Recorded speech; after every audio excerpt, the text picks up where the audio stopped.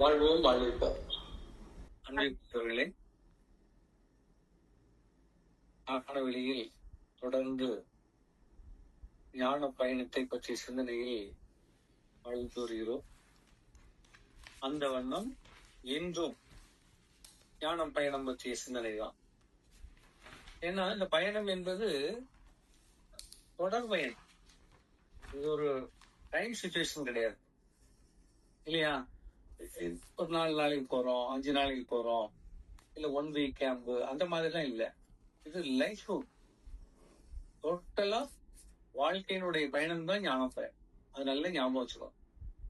ஞான பயணம்னு உடனே எங்க ஆக்ராக்கா, ஆப்பிரிக்காக்கா, டெல்லிக்காங்கிற மாதிரி நினைச்சிடக்கூடாது இல்லையா? நம்ம ஜெனரல் லைஃப் தான். அதை நம்ம என்ன மாத்துறோம்? மோட்டிவேஷனா மாத்துறோம். இப்ப வாழ்க்கையில நம்ம வாழ்ந்துட்டு இருக்கோம், குறிக்கோள்கள் இருக்குது. பட் அதெல்லாம் குறிக்கோள்னே சொல்ல முடியாது. அது எந்த வகையில அது உங்களுக்கு பயன்படாது. நம்ம அந்த சிந்தனையும் இன்னும் நமக்கு வரல. பணம் சம்பாதிச்ச கசாரி கோடிக்கணக்கா சம்பாதிச்சு வச்சவன் என்ன பண்ண முடியும்? இருக்க வர திங்கலாம். எவ்வளவு திங்க முடியும்? வந்தா காட்டிட்டு மத்தவங்களை அழிக்கலாம். அதுக்கு அது உபயோகப்படும். உங்க வாழ்க்கைக்கு உபயோகப்படாது. நீ ஒரு நாளைக்கு ஒரு 500 1000 ரூபாய்க்கு மேல நீ திங்க முடியாது. 1000 ரூபாய்க்கு மேல 3 நேரத்துக்கு என்னதான் பார்த்தாலும் காஸ்ட்லி ஐட்டம் வாங்கினாலும் கூட என்ன வயிற்றுல இவ்வளவுதானே போகுது. அவ்வளவுதான். அதுக்கு மேல இப்படி திம்பீங்க. இதுல நம்ம கோடி கோடி கோடி கோடின்னா இது மற்றவர்கள் மத்தியில நம்ம ஒரு அராஜகமாகவும் ஆளுமை தன்மை பெறுவதற்காகவும் ஆக்கிரமிக்கிறதுக்காக தான் அந்த எண்ணம் வருதே தவிர, வந்தாக்கா நான் பெருசா நீ பெருசா, என்கிட்ட என்ன இருக்குது, நான் நினைச்ச என்னெல்லாம் பண்ணிடுவேன் என்ன, அந்த மாதிரி ஒரு மோசமான குணத்தை தான் இது உண்டு பண்ணும். நல்ல ஞாபகத்தில் வைக்கணும். ஒருவனுக்கு வீரம் வேணும். வீரம் வேணும். எல்லாருக்குமே வீரம் வேணும். ஆணாக இருந்தாலும் பெண்ணாக இருந்தாலும். ஏன்னா ஒரு காரியம் செய்யணும்னா உடம்புல பலம் திராணி வேணும். பலம் இல்லைன்னா முடியாது. ஒரு மரம் பாக்குறோம், ஒரு கொம்பை முறிக்கணும், அவன் டக்குன்னு புடிச்சு முறிக்க தெரியணும். இல்ல முறிக்க முடியலன்னா ஒரு அறுவாள் எடுத்து வச்சு வெட்டுறதுக்காக உடம்புல பலம் வேணும் இல்லையா? அப்போ நம்முடைய தேவைக்கு அது வேணும்.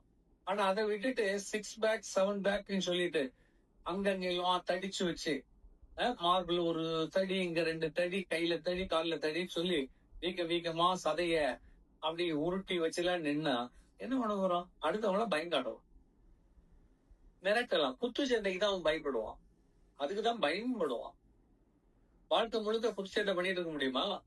பிள்ளைகிட்டையும் மனைவிட்டையா? குடும்பம் என்னதுக்கா? அப்ப எது தேவை?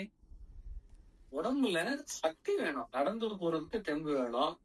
ஒரு குடத்தை எடுத்து ஒரு பெண்ணு இடுப்புல வச்சுக்கிட்டு கொண்டு போறதுக்கு உடம்புல பலம் வேணும் இல்லையா? நமக்கு என்ன தேவையோ சாதாரண ஒருவனுக்கு ஒரு 10 கிலோ 15 கிலோ தூக்குற அளவுக்கு கெப்பாசிட்டி இருந்தா போதும். 100 கிலோ மூட்டையை தூக்கிட்டு போகணும்லாம் தேவையில்லை.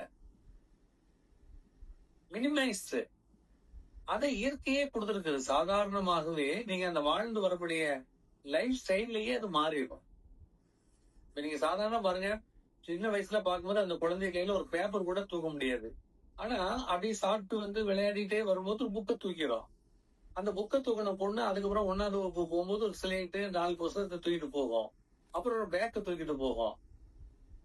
அந்த ஸ்டெப் பை ஸ்டெப் அதனுடைய குரோத் அதுக்கு கெப்பாசிட்டி ஆயிருது இல்லையா? அப்ப அதுக்கு எவ்வளவு தூக்க முடியும்? ஒரு 10 கிலோ தூக்க முடியும், 15 கிலோ தூக்க முடியுங்கிறதுல தூக்க முடியும். நார்மலாவே தூக்கிட்டு போகலாம்.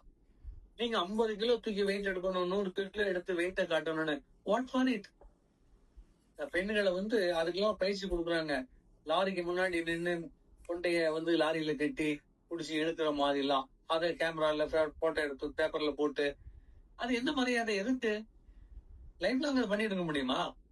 அவ்வளவு சக்தி அது இருந்தா ரோட்ல நிற்கக்கூடிய பிரேக் டவுன் லாரியை இந்த பொண்ணை கொண்டு போய் முடிய கட்டி இழுத்து கொண்டு வர முடியுமா? ஏமாத்துத்தனம், போலித்தனம் நிறைய நம்ம வாழ்க்கையில பாத்தீங்கன்னா அவ்வளவு இந்த போலித்தனங்கள் தான் நம்மள ஆக்குப்பை பண்ணிட்டு இருக்கு. அதனாலதான் நம்மளால வெற்றி பெற முடியவில்லை. நன்றாக சிந்திக்கிறோம். நம்ம இடத்தையெல்லாம் அதுக்கு கொடுத்துட்டோம். ஸ்பேஸ் ஃபுல் பண்ணிட்டோம். அப்புறம் எங்க ஸ்பேஸ் இருக்கும்?